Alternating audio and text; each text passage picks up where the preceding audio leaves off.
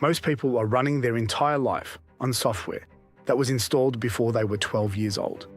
The beliefs, the patterns, the automatic responses, the way you react under pressure, the way you talk to yourself when things go wrong, the ceiling you unconsciously place on what you think is possible for you.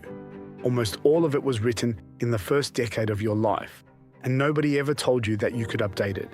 Here is the thing about the mind that changes everything once you actually grasp it. The brain is not fixed. It is not a static organ that reaches its peak and then slowly declines. It is neuroplastic, meaning it physically rewires itself based on what you repeatedly think, feel, and do. Every thought you think consistently carves a pathway.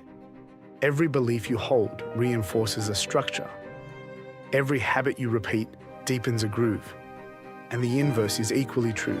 Every new thought, every new pattern, every new way of seeing a situation begins to build new architecture. The brain you have today is not the brain you have to keep.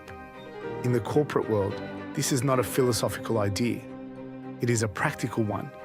The leader who genuinely upgrades their mental operating system, who moves from reactive to responsive, from fixed to flexible, from self-protecting to self-aware, does not just feel better. They perform better. They make better decisions. They build better teams.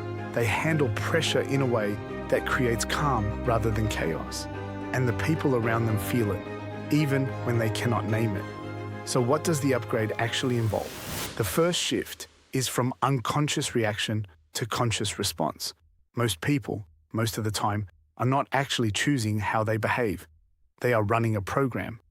Something happens, a difficult email, a tense meeting, a piece of critical feedback, and the response fires automatically, shaped entirely by past experience. The person who snaps under pressure is not choosing to snap. They are running a pattern that was wired in long before this moment. The upgrade is the pause, the breath, the fraction of a second between stimulus and response where you reclaim the choice.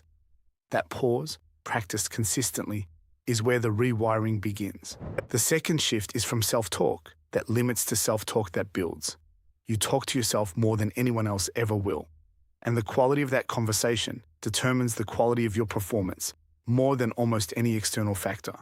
The person who walks into a high-stakes presentation telling themselves they are going to struggle will find evidence to confirm it.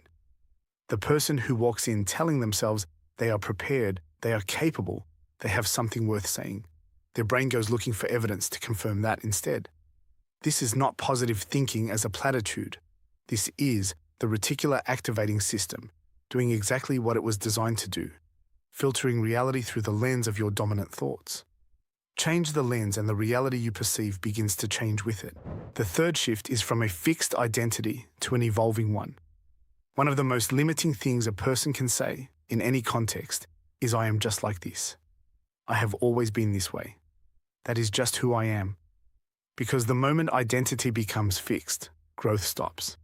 Not because the person is incapable of changing, but because the brain has been given a clear instruction: maintain the current state, protect the existing self-concept, filter out anything that contradicts it.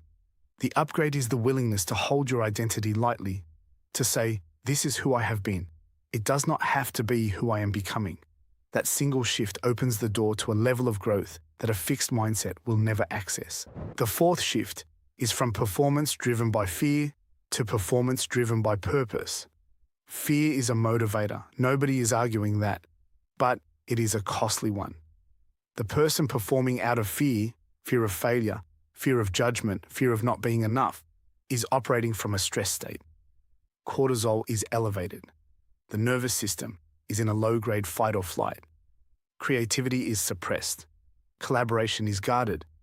And over time, that state does not just affect performance, it affects health, relationships, and the fundamental experience of being at work. Purpose, by contrast, activates an entirely different neurological state. When a person is connected to why their work matters, not just what it produces, but what it means, the brain releases dopamine and oxytocin. Focus sharpens. Energy sustains. The work stops feeling like something to get through and starts feeling like something worth doing. The fifth shift is from managing symptoms to addressing the source. Most performance interventions in the corporate world are symptomatic. Time management training for someone who is overwhelmed. Resilience workshops for someone who is burning out. Communication coaching for someone whose relationships are strained. These things have value, but they are treating the surface. The source, the belief system, the emotional patterns, the internal narrative remains untouched, and so the symptoms return. The mental upgrade goes to the source. It asks not just what is happening, but why it keeps happening. And it builds the inner foundation that makes the surface-level interventions actually stick. None of this is complicated, but it requires something that most performance cultures do not reward: the willingness to look inward, to sit with the uncomfortable recognition that the ceiling you keep hitting is not out there. It is in here, in the programming, in the patterns, in the story you have been telling yourself about who you are and what you are capable of. The good news, and this is the part that changes everything, is that the story can be rewritten, not by pretending the old one did not happen, but by consciously, consistently, deliberately choosing a different one, thought by thought, response by response, day by day. That is the upgrade. It does not require a retreat or a sabbatical or a complete life overhaul. It requires a decision made today, honored tomorrow, repeated until it becomes who you are. The version of you that performs at the level you know you are capable of is not waiting for the right circumstances. It is waiting for the right instruction. Give it one. This is Michael Abdullah.